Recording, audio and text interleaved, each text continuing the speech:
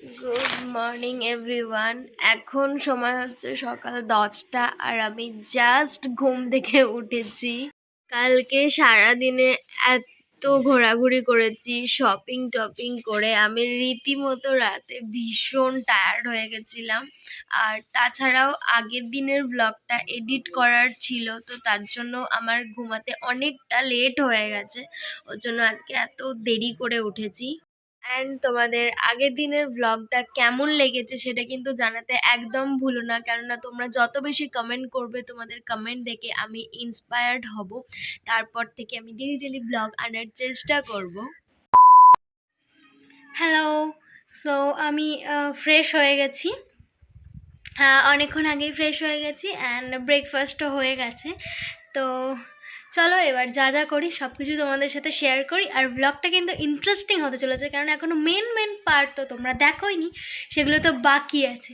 ওকে, so তোমরা দেখতে থাকো। এই ফ্যামিলিজ, তো দেখতেই পাচ্ছ আমার হাতে আছে হচ্ছে খোলের বাটি, মানে বেসিক্যালি পচা খোল। তো গাছগুলোকে আমি যেভাবে যত্ন করি, তো আজকে আমি সেটাই তোমাদের দেখাবো আমার ভিডিওসের মাধ্যমে।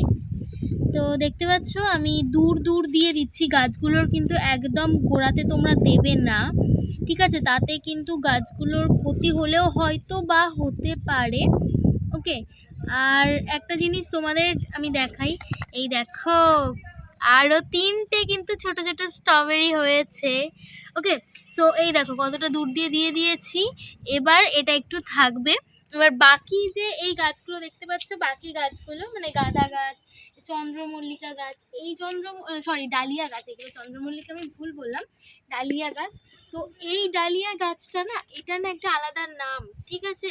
এটা একটা বিদেশি ডালিয়া গাছ, তো এটার নামটা আমি ঠিক বলতে পারবো না। কিন্তু এই ডালিয়া গাছগুলো যে নর্মাল যে ফুলের সাইজটা হয়, এই 3টে সেই সাইজটা হবে, বাট এটাতে অনেক লাইক এত বড় বড় হবে বলেছে। এবার যতক্ষণ না ফুল ফুটবে না আমরা ততক্ষণ কিছু চাই না। তো এগুলোকে আমি কীভাবে যত্ন করি না করি তো তোমাদের দেখাই।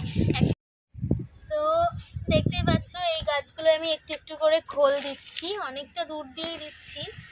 ওকে, সো 5 মিনিটের অনেকটা বেশি হয়ে গেছে। তো এবার আমি গাছগুলোকে জল দেবো, নর্মাল যেমন জল দিই তেমনভাবেই জল দেবো। মোট কথা গাছগুলোর মাটিগুলো যেন একটুখানি ভিজে থাকে।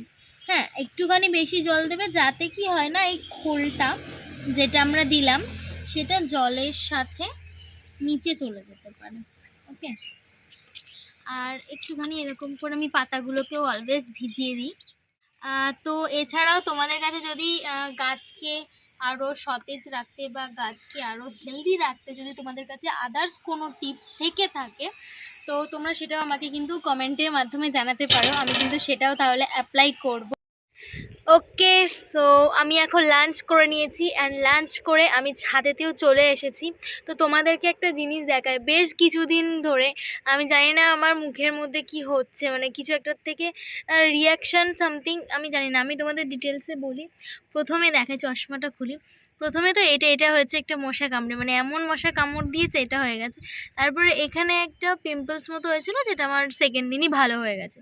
আর যেটা নিয়ে আমি প্রচণ্ড মানে চিন্তিত, সেটা হচ্ছে যে আমরা এখন কম বেশি সবাই ফেসিয়াল হেয়ার রিমুভ করি, ঠিক আছে? তো এবার এই ফেসিয়াল হেয়ার রিমুভ করার পর মানে আমার এখানে না সামথিং কিছু একটা রিয়াকশান হয়েছে।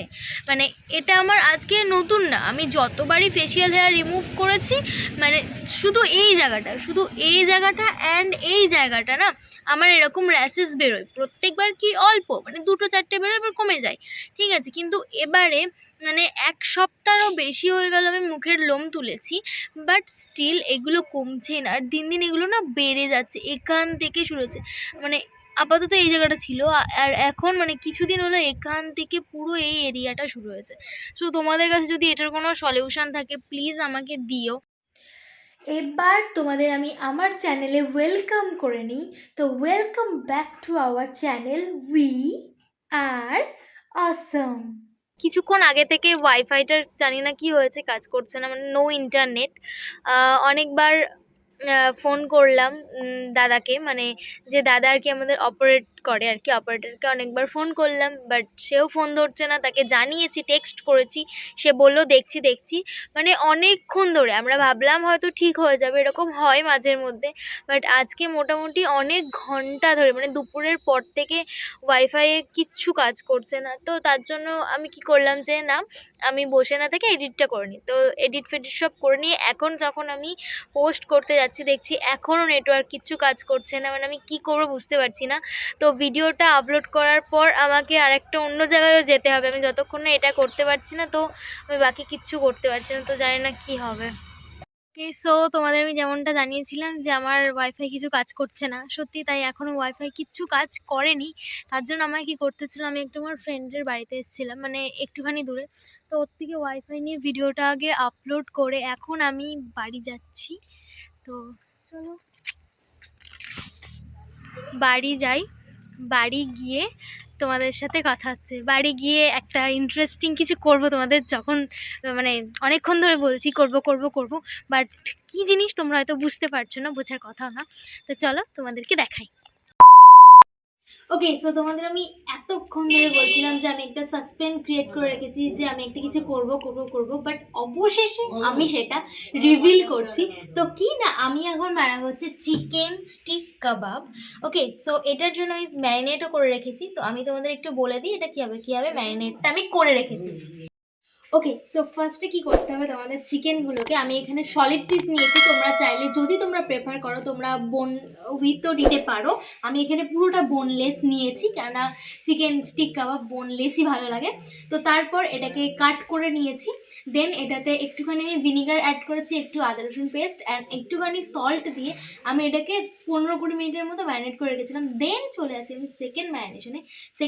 আমি এখানে নিয়েছি টক দই, একটুখানি হলুদ, একটু লঙ্কা গুঁড়ো, একটু গরম মশলা গুঁড়ো, কিছুটা নিয়েছিলাম হচ্ছে আমি কাশ্মীরি লঙ্কা গুঁড়ো, দেন একটু সর্ষের তেল নিয়ে ভালো করে ওটাকে মিক্স করে আমি চিকেনের সাথে ম্যারিনেট করে দিয়েছি।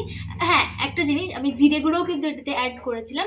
তোমরা কিন্তু চাইলে রোস্টেড কাসুরি মেথি অ্যাড করতে পারো, যেহেতু আমার কাছে এখন রোস্টেড কাসুরি মেথি অ্যাভেলেবেল নেই, সেই জন্য আমি ওটাকে স্কিপ করে আমি করেছি। দেন এটাকে এবার আমি কি করব, আমি এবার এটাকে ভালো করে গ্যাসেতে কুক করব। তো চলো তোমরা দেখতে থাকো। ওকে, সো দেখতেই পাচ্ছ আমি একটা দেশি জোগাড়, এরকম একটা অ্যালুমিনিয়ামের তার জোগাড় করেছি। চপস্টিক নেই তার জন্য। তো এবার এটাকে আমি এরকমভাবে, যে চিকেনের পিসগুলো আছে সেইগুলোকে এটার সাথে এরকমভাবে এটাতে গেঁথে দিচ্ছি। ওকে, সো তোমরা দেখতেই পাচ্ছ যে আমি চিকেনটাকে এখন এভাবে পোড়াচ্ছি। ওকে, তো ফার্স্টে আমি এগুলোকে, তোমরা দেখতেই পেলে আমি এগুলোকে একটুখানি সেঁকে নিলাম।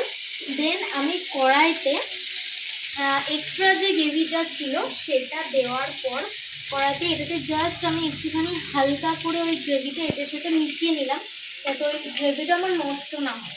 ঠিক আছে, ম্যারিনেট করার পর যে গ্রেভিটা থাকে না এক্সট্রা, ওই গ্রেভিটা যাতে নষ্ট না হয় দ্যাটকে আমি একটু মিশিয়ে নিলাম। এরপর আমি এটাতে একটুখানি বাটার দিয়ে দিলাম। আমি আগে থেকে বাটারটা মেল্ট করে রেখেছিলাম, সেই বাটারটা আমি এটার মধ্যে দিয়ে দিলাম। এবার আমি কি করব, এটার মাঝখানে আমি একটা ছোট বাটি বসাবো, সেটাতে আমি কাঠ কয়লা আগে থেকে জোগাড় করে রেখেছিলাম। সেই কাঠ কয়লাটা আমি এটার মাঝখানে দিয়ে সেটার মধ্যে বাটার দিয়ে আমি এটা চাপা দিয়ে দেবো, যাতে ওই স্মোকি ফ্লেভারটা চলে আসে। তো দেখতেই পাচ্ছ কাঠ কয়লাটাকে আমি একটুখানি পুড়িয়ে নিচ্ছি। কাঠ কয়লাটাকে পুড়িয়ে আমি বাটারের মধ্যে দিয়ে দিয়েছি। এরপর আমি একটা ঢাকনা দিয়ে কড়াইটা ঢেকে দেবো, যাতে এই স্মোকি ফ্লেভারটা পুরো কাবাবগুলোর মধ্যে ভালো করে মিশে যায়। ওকে, সো তোমরা দেখতেই পাচ্ছ যে চিকেন স্টিক কাবাব রেডি। সো গরম গরম এবার খাওয়ার পালা।